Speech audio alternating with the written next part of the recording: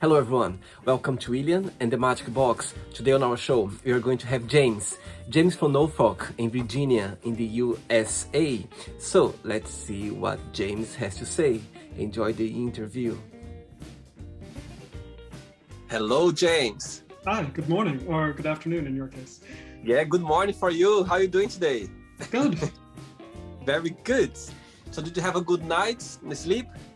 Yeah, we just started working out in the gym and lifting last week, so good sleep is a benefit. Amazing. By the way, I love your background. My God. You, the Wall of Wonder. I started with like 7 figurines, but once people know you like Wonder Woman, they can buy literally anything, so it's expanded rapidly. The first one who got my attention was the one on your left-hand side, on the wall, this white, the white picture. My God, amazing. Yeah, I love it. Yeah, that is a Yannick Paquette. I got it from him at Dragon Con, and he illustrated all of the Wonder Woman Earth 1 series, which I'm a big fan of. Very good. Okay, James, just before we start the game, just tell me, where are you from? I am in Norfolk, Virginia, in the United States. Right, and what's the best part of living there? For me, I think it's probably the climate. I spent many years after school in Boston, Massachusetts, where it's winter for basically half the year. So. And all your family, you live there as well? Mm-hmm. Yep, I moved to be closer to my mother's side of the family. Oh, good. And what do you do for a living? I am an IT systems administrator. The title is kind of a moving target, but web coding. And what do you like the most about your job? I really appreciate the fact that I am responsible for a product, not busy work. Like, I have very defined goals and I can work towards them. Good. My best friend works in IT as well, and I asked him what the best part of work is. He said to me, William, we are solving problems all day long, solving problems. People come to us for solving problems all the time. Mm-hmm. Right, James, so welcome to William and the Magic Box. So I've got...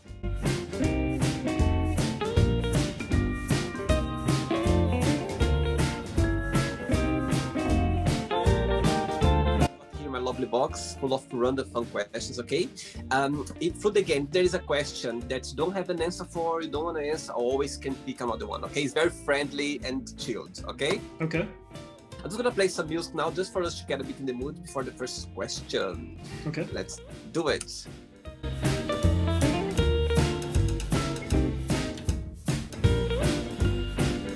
Okay, James, ready for the first question?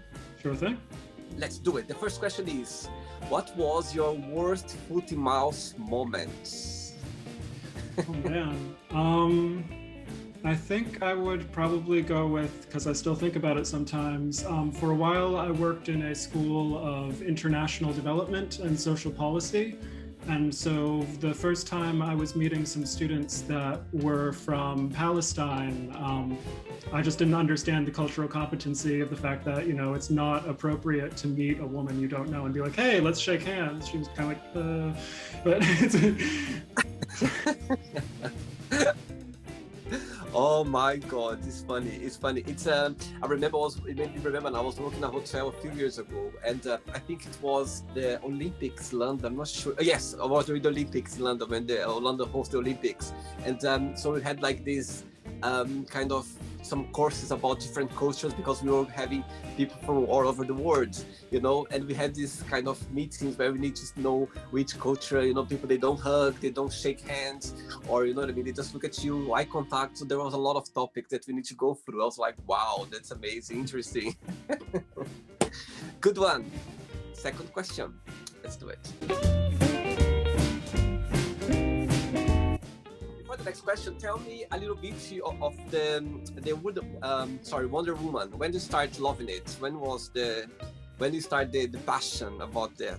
I mean, pretty much as soon as I was introduced, I guess. It was very distressing to my parents. As a little boy, I really only liked female characters. I wanted the women, they were my favorite. I didn't really identify with the sort of stoic, manly man that is your typical leading man. And so Wonder Woman, especially in her devotion to sort of peace and justice, was something that I found unique that really appealed to me.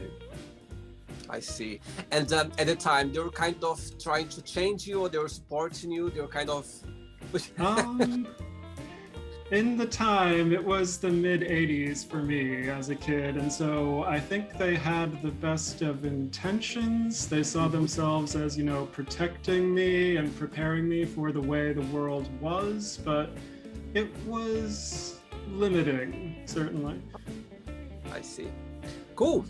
Next question for you is, what is the worst thing someone can say on a first date? I'm a Donald Trump supporter. There might be worse things, but that would kill the mood pretty fast, I think. You'd go like, oops, I'm sorry, I think not gonna go anywhere. Yeah.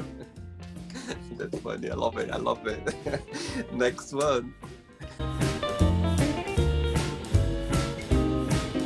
By the way, I am a Trump supporter, by the way. I'm joking. Oh my God.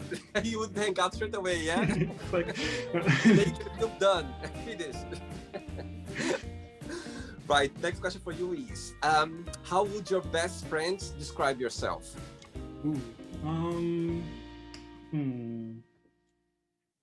With no chill whatsoever. No, I have a very sort of bi-directional personality. If you don't know me well, I'll be extremely quiet and reserved and hard to engage. But for my really close friends, I'm much more exuberant and loud and strongly opinionated once you get to know me. They still go like, okay, they define you before meeting you and define after meeting you, let you know you properly, like a different person, totally. Yeah. Do you have siblings as well? Yes, I have 2 older sisters. Are you close to them? Very close? Relatively. My oldest sister lives here in the Norfolk, Chesapeake area, and we spend time with her and her kids. It's good. Very good. Other question? Ready? Okay. Let's do it.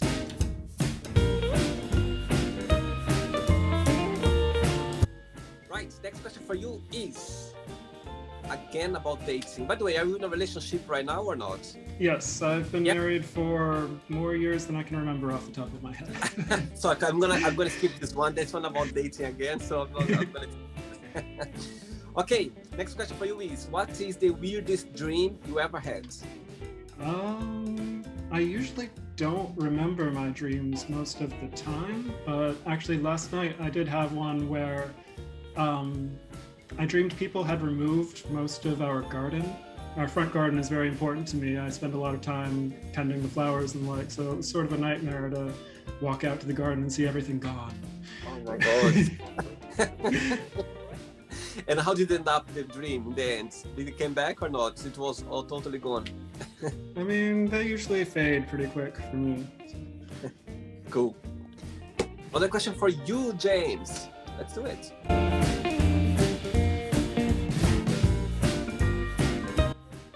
For the next question, what is your favorite move of the Wonder Woman?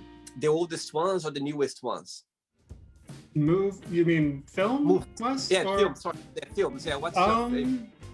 I mean, I guess in retrospect, I most appreciate Patty Jenkins' original, which is odd because I did not at the time, but in comparison to Wonder Woman 1984, I think it's now the best. Great, great. Next question for you is, what do you consider most romantic? I mean,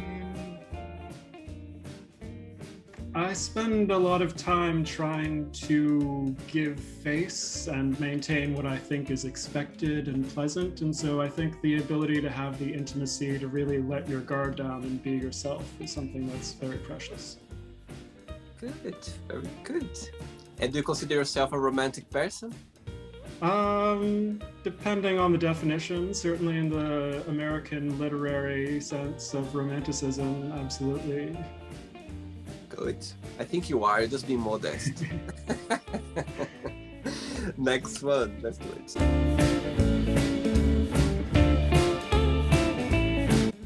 Next question for you, James, is, what's the best advice have you ever received? Um, hmm. Never turn down work. If they meet your quote. Uh, I mean, be yourself is very common, sort of a cliche, but it's also very difficult. But I think it is important to find that sort of sense of self and the ability to really define boundaries in who you are. Very good. And saying that, did you always have the support of your family being gay? Um, I don't know that I always perceived it. I spent several years very deep in self-hatred and this sort of sense of mistrust and, that closeted feeling that there's no one you can confide in. But the day I came out, I mean, they were incredibly supportive. It was more a misconception in my head, I guess. So, yeah, I think they've always supported me. And when was the moment when you said, what made you decide, okay, I'm going to come out, this is the time? There was a fact or something that happened at the time, or no, you just felt like genuinely open to talk about? I was in high school, I think a sophomore, and to be honest, I was having some issues with my peers and my emotions and kind of life in general. And my parents were like, what is wrong? What's up with you? And that finally compelled me to explain the struggles I was having inside. And do you believe they knew it before you said or not? I think so. There are a lot of stereotypical behaviors and practices. I mean, I was tormented mercilessly as a child for being gay before I even knew what that was. So I think people were pretty aware. Yeah, and I believe as well, all the parents, they know very well their child, you know what I mean? They know very well. Sometimes they don't want to know or they don't want to kind of face the reality, but if they really want to know, they can see it, that there's something there. Yeah. Cool. Another question, James. Let's do it.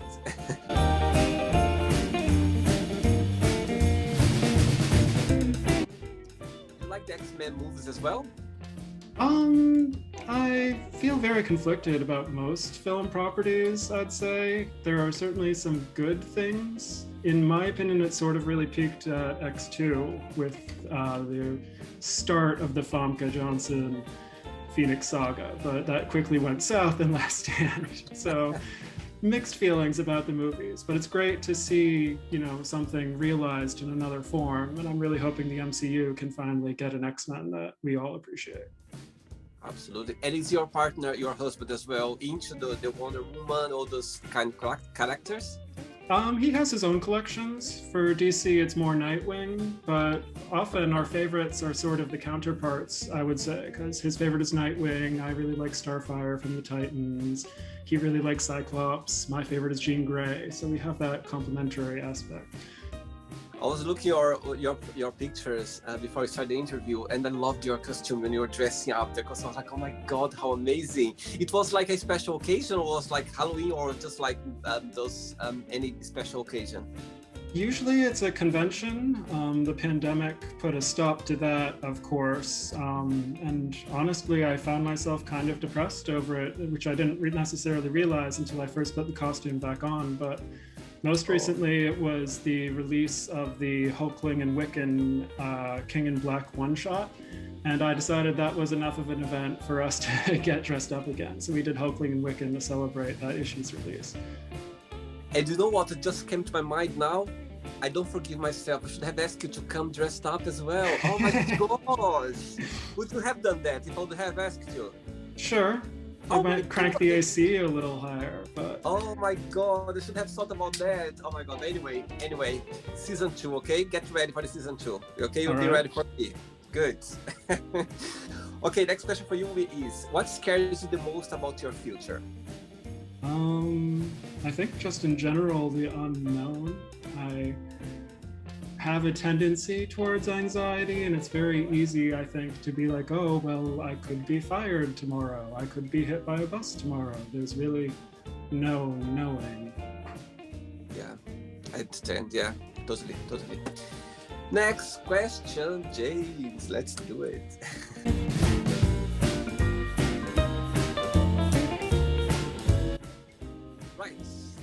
for you is, if you were to raise a child, what are the most important things would you like them to learn?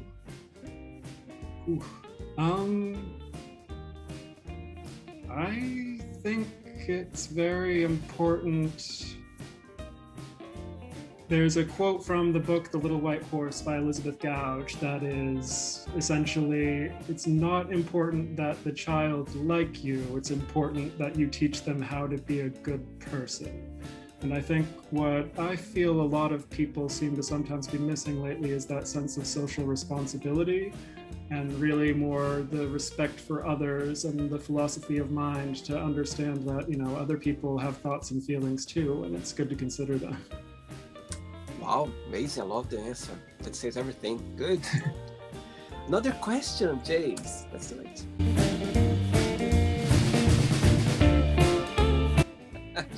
Right, James. Before the next question, through this challenge year that the world is been facing right now, yeah, like I believe we are getting a better place.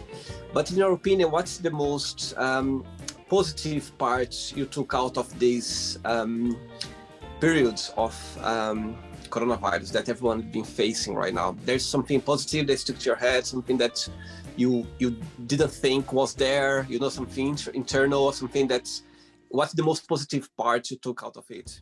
If there is any. It's kind of pragmatic in face value, but for me, it was just being able to work from home. I think that, especially as someone who's a web developer, I can technically work anywhere I have a web browser available to me. So it's always been a little frustrating, that idea of you must be at your desk. And so the pandemic really finally provided, I think, a breaking point for a lot of people where their managers realize, oh, wait, you're working from home, but you're just as productive. So who cares? I see. Cool. Yeah. Next question for you is, my God, all the questions for you is about dating. Next question for you is, what do you think is a good age to start dating and why?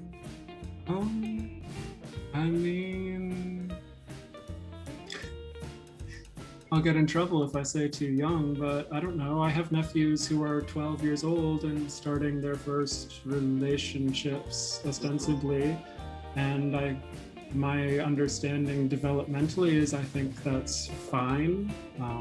Obviously, there maybe needs to be a check of everyone's ages lining up, but otherwise, I don't think there's necessarily a point where you're too young to consider how you feel about other people and explore that. I agree with you. I think as long as you feel safe, or your parents think, okay, you know, I guess you can go to, you know, a date. I think there's no like rule. You know, there's no rule like, okay, it needs to be this a certain age. Next question.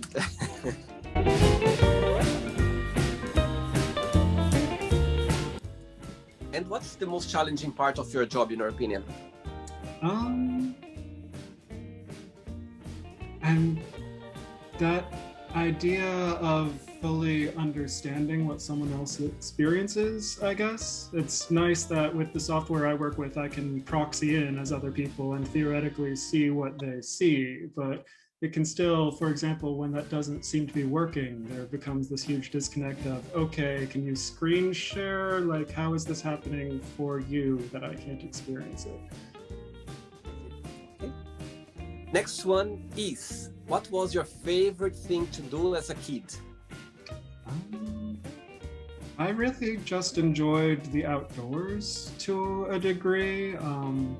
Again, maybe one of the early warning signs of gayness, but just, I wanted to sneak out at night and dance in the moonlight. I was very into the ideas of pantheism and Greek mythology and nature spirits.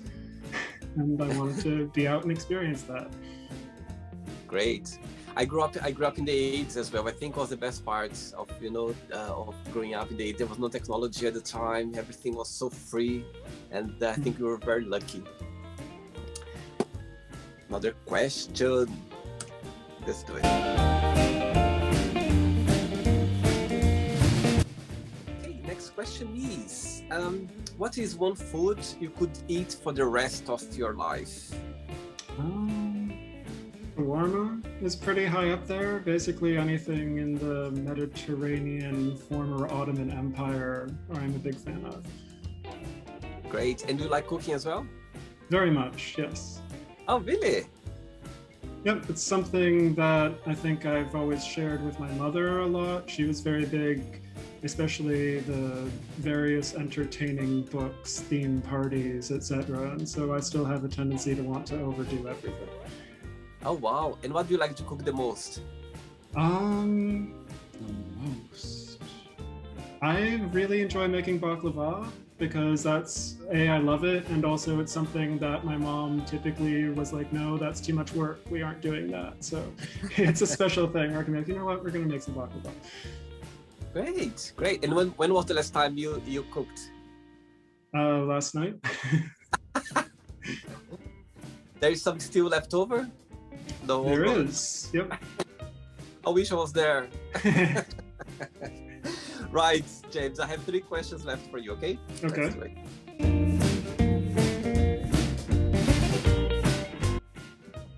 Okay, next one is, describe yourself in 1 positive word and 1 negative word.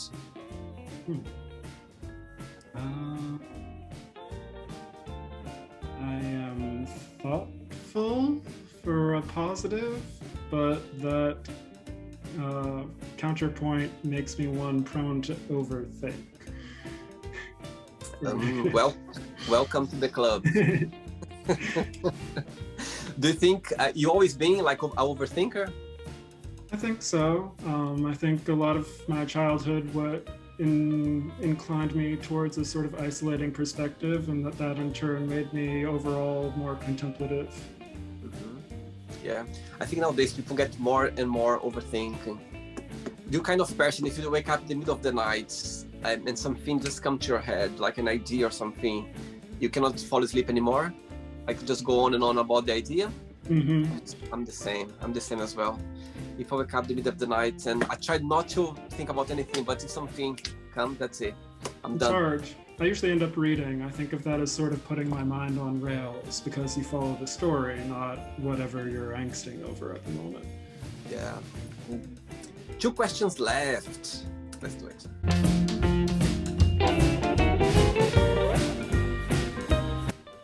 Next question is, where's the most exotic place you ever been?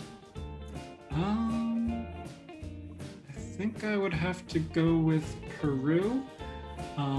It's a very biodiverse nation, and so you can take a relatively short trip and be in a completely different biome. There's very dry seashore and arid mountain and lush jungle, kind of all within the same footprint. Great, great. Let's do the last question now for you, James. Let's do it.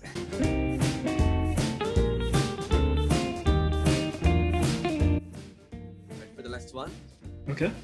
Let's do it. What is the best present have you ever received, and why you consider that? Oh, wow. I mean, my husband, we joke sometimes that he's the gift whisperer because he's very good at homing in on what people say they like or want and finding just the right thing. So it's hard to pick just one. I guess my alternate wedding band is actually one of my favorites because for a very long time we did not have any. We were too poor. We got together very young and it just seemed like a ridiculous expense. Why would we get rings? And then we finally got some nice platinum bands, but a little dull, and he knows that my favorite stone is the opal, so he found this ring that is both platinum and opals in the band. Wow, that's sweet. Very beautiful, very beautiful. Right, let's play now the word association game, okay? The quick thinking game. I'm going to give away some words and just have one word that comes to your mind, okay? Okay. Let's start with life. Death? I tend to do antonyms. Money. Power. Okay. Love. Hate. Family. Children. Sex. Love. Politics. Strife. Okay. Religion. Spirituality. Fear, Uncertainty. friendship, Difficulty.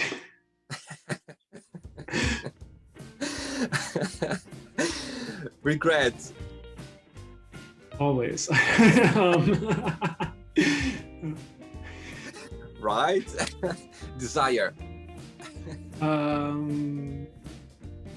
Need. success, Happiness. wish, Work. happiness. Contentment. Okay, if I say Norfolk, one word. Garden. A botanical garden is one of my favorite parts. Okay. And the last one now, Wonder Woman, one word. Justice.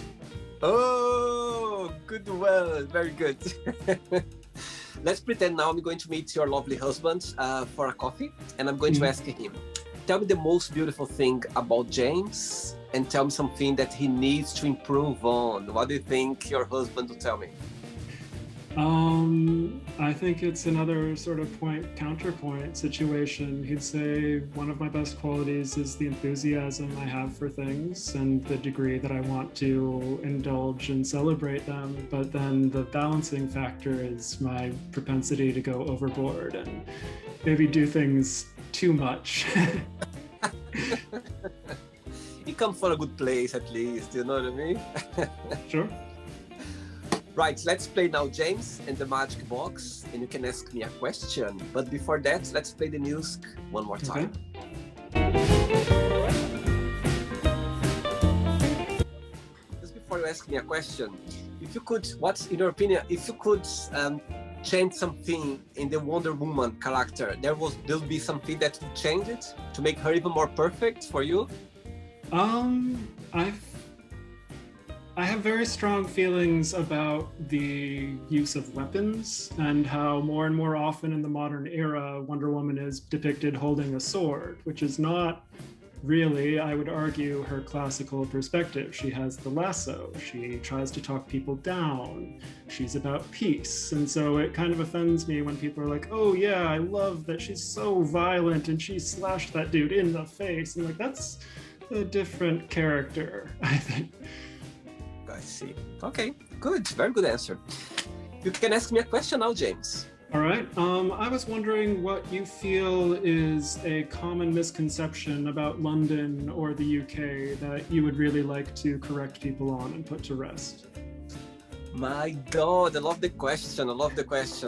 By the way, I've done already almost 400 people worldwide, and no one asked me this question yet. Good one. Very good. Very good. You put me in the spot now. Now I have time to think. Yeah.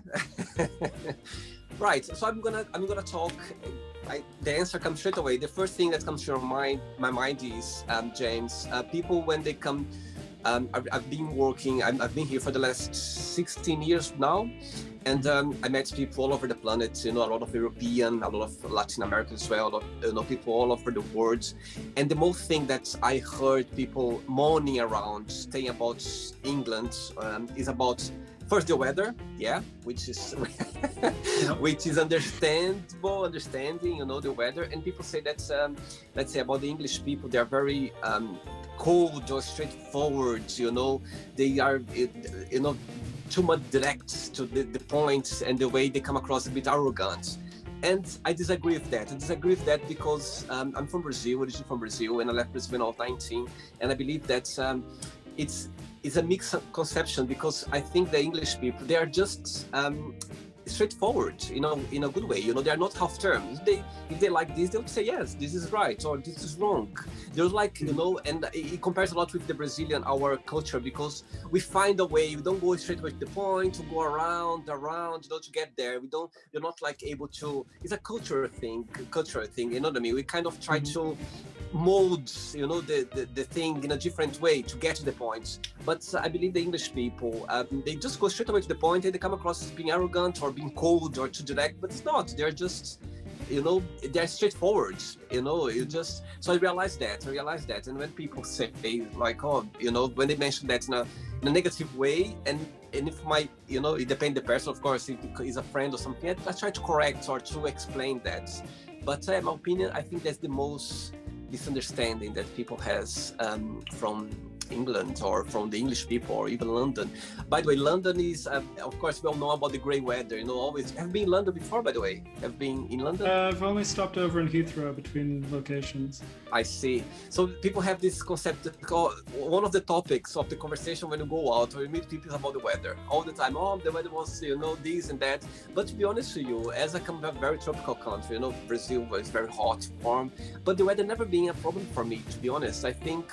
It rains a lot, I know it rains a lot, but it's all about your mindset, the way you approach. And I understand as well, of course, sometimes it can put you in a melancholic way when it's too gray or it's too, I understand that as well. But it's always about, the way you approach, the way you see. And, for me, it never been a problem, the weather. Like personally, never been a problem. But yeah, that's something that people moaning around, even the English people as well, they moaning around about the weather, always the weather. And by the way, we've been a very good weather this week. It's been like 28 degrees. They're really, really good. This. So everyone, if you go to the parks around London, they're full of people, around the park. Just enjoy the sun. Great answer. James, did you have a good time? Absolutely. Thanks so much. Thanks for taking the time and to share this interview with me. It was great. It was great to connect with you. But before you go, I'd like you to share a positive message, a positive quote, something that inspires you in life. Sure. I found one by Ursula K. Le Guin, who's one of my favorite authors. And she says, as great scientists have said, and as all children know, it is above all by the imagination that we achieve perception and compassion and hope. Beautiful, beautiful, beautiful. I love it. Thanks so much for sharing that. Thanks. Of course. It was a pleasure. Thanks so much. I enjoyed it. Thank you. All the best. Keep in touch. Bye-bye. Bye. So, did you like the show? Don't forget to give a like, to share it, and also don't forget to subscribe to the channel. And if you'd like to be part of the show as well, first, subscribe to our channel, and after that, just go to our website, www.williamandthemagicbox.com, and send us a request saying why you'd like to be part of the show. And I see you there. Bye-bye. See you next time.